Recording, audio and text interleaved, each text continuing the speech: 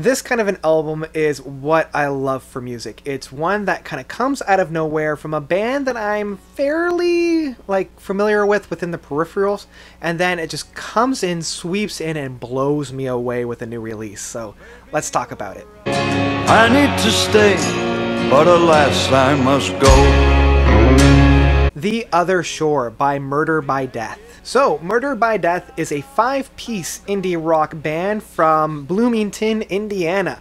If you guys have followed me for quite a while, you'll know that I actually really enjoy the indie scene within music. Bands such as Arcade Fire, The Decembrances, High Dials. I really enjoy their presentation within music because they still kind of capture that progressive rock ideology of pushing the music forward, not worrying too much about getting critical acclaim or popular accessibility. And Murder by Death was one that kind of came in as a recommendation from somebody saying, if you like The Decembrances, Murder by Death feels like The Decembrances, but if Johnny Cash were singing it and had that kind of a darker approach, still the same kind of intellectual level and promiscuity. And The Other Shore dropped this year, and this one really surprised me. This album feels like the real essence from the early 2000s indie rock, but more on the modern tinge, if that kind of makes sense. I also like some of the themes that we find within this album as well. This is the type of album that has a lot of really interesting themes and concepts throughout.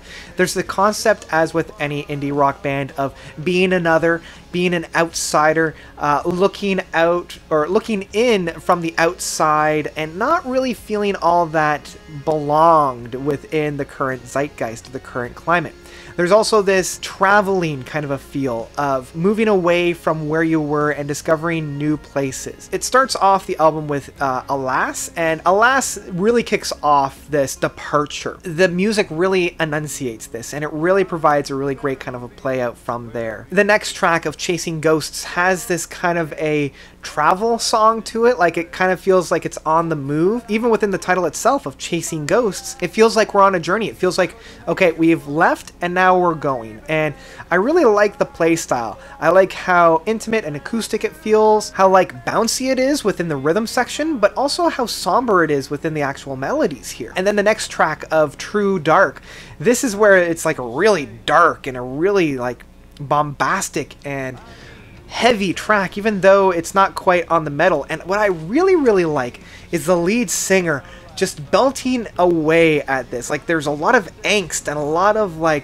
rage in that vocal work without being so in your face and grabbing you by the shoulders and shaking you. This is more of them standing off to the side and being look, something's not right here. And I feel like that's with True Dark, and True Dark really kind of hits that idea home. And it's really interesting because at that point, after we had that really hard-hitting track of True Dark, we go into Stone, and Stone has much more of a folky, almost quite country and western. This is more of a Johnny Cash kind of a style. And speaking of which, the next track of Travelin' Far, the title is right in there. This is definitely a traveling kind of a song. But it is a lot more of a subdued track. It's a very acoustical track. It feels almost like an interlude, and in my mind, it's almost kind of the halfway mark, or almost the halfway mark. This and Only Time. I have the album on order for vinyl, so I'm really interested to see where they cut the album. And Travelin' Far, it does feel like some of the slower movements of some of the 70s rock. I'm thinking Hall & Oates or Simon and Garfunkel. Even some of the somber moments that we would have had from a Led Zeppelin. I'm thinking something from Houses of the Holy or Zeppelin 4. It has that kind of an essence to it, and I really enjoy that. Now we come into Only Time, and Only Time really hits me hard. I love that chorus, and it reminds me of something, and I'm still, to this day, I'm trying to figure out what it reminds me of. There's this moment where it's ooh, when we get into that chorus, and I'm still trying to figure out what it reminds me of. I don't know if it's an Arcade Fire song, or if it's a Decembrances song, or if it's another one of those indie tracks that I heard from the peripherals. I think it might even be something from Marillion or something like that. There's something on there. So we've definitely entered the second half of the album with Space, and Space, I love how it continues that kind of a bouncy approach to it. There's this hauntedness. I definitely feel there is a running narrative flow within this, and whoever it is that this album is talking about, they're being haunted. And I don't know if it's this threat that's always on the horizon, and that's why they're always moving, but there's something there that I can't quite put my finger on, and it is very, very haunting. Now from here, I mean, if we're going to Haunted, Bloom, the next track, has that bumpin', very fun atmosphere. This feels like something from like a very early Arcade Fire, something from like Funeral, very much like True Dark or Chasing Ghosts at the beginning of this album. It still has that bumpin' and energy, and it's very positive and optimistic, but there is still that underlying dark current that's kind of floating there, and it provides such a very strange kind of duality and juxtaposition that I just can't help but like wonder what that really means. And this is continued on with the next track of I Have Arrived, and it's interesting that this is the track where it's like, okay, we're finally here, wherever we've gone from, we're finally here, and it's more of like a celebration of like where they have come, and now that they're here, it's a lot more optimistic. It carries through with that energy that Bloom had, but really carries it forward, and now we're really being celebrated. The music is definitely mirroring that. It's a celebration of music, and it's interesting because we're not quite at the end yet. We still have the New Old City.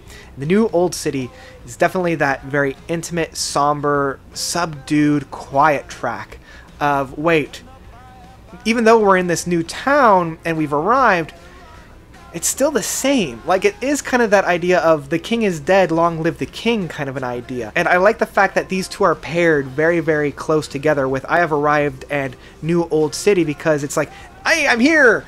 Oh crap, everything is still the same. It's that idea of, sure, you can run away from your problems, but they're just going to follow you unless you turn around and deal with them.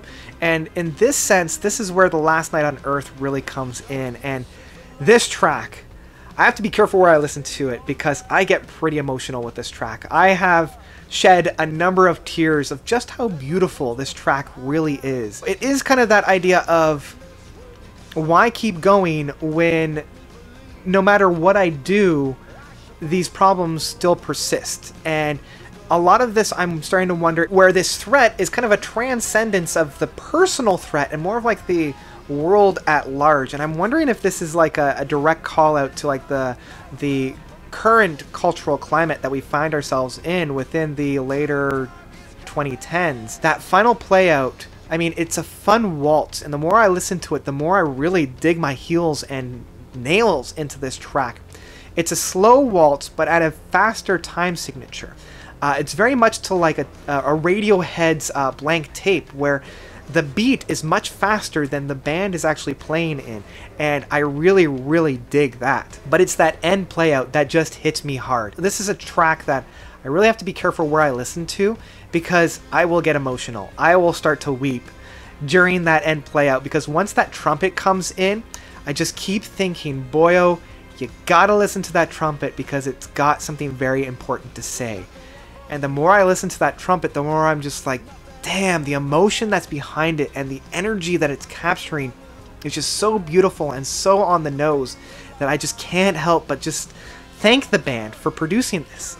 And this is something that I do want to give credit to Murder by Death, because when I come to indie music, half the time when I'm listening to this, the music, I'm praising the bands, but I'm also, on the one hand, cursing them because they keep stopping the moment that they find gold.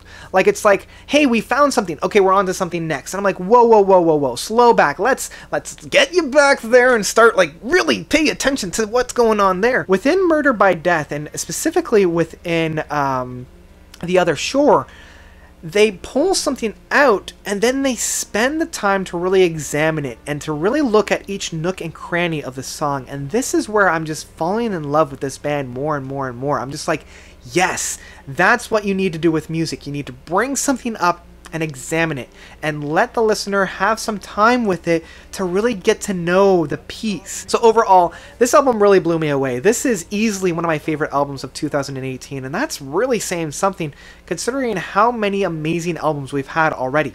I keep going back and forth in my mind of, is this a full-on masterpiece, or is this just the perfect album within my current climate of where I am? I'm just going to dive in. This will be the hat trick year of 3 consecutive masterpiece statuses, so I'm going to give it to it. I'm going to say The Other Shore by Murder by Death is an absolute masterpiece.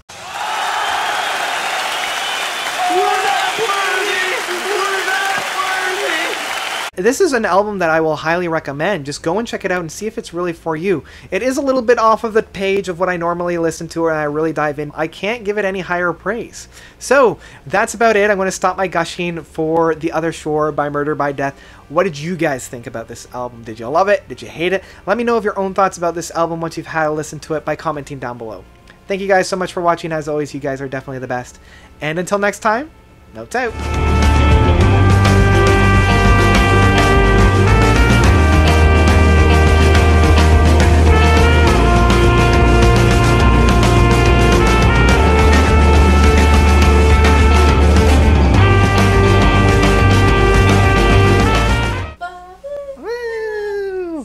Yeah.